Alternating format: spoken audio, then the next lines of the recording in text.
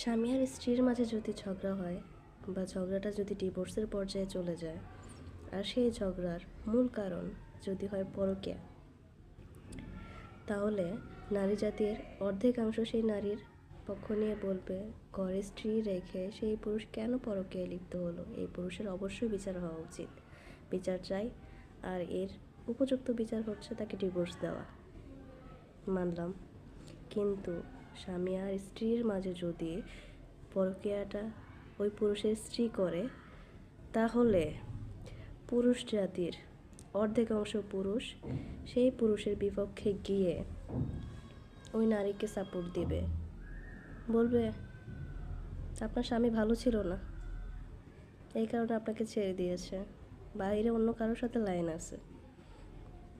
কিছুক্ষণ পর পর তাকে মেসেঞ্জারে, হোয়াটসঅ্যাপে, ইমোতে মেসেজ দিয়ে বলবে, কী করেন, খাওয়া দাওয়া করছেন, বোরিং লাগতেছে, লোনলি লাগতেছে, বিকালে দেখা করবেন, ফ্রি থাকলে ভিডিও কল দিই।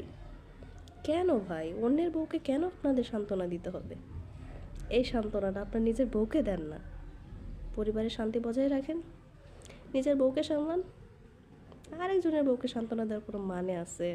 নিজের খায়া সহমত, লাইক দেন।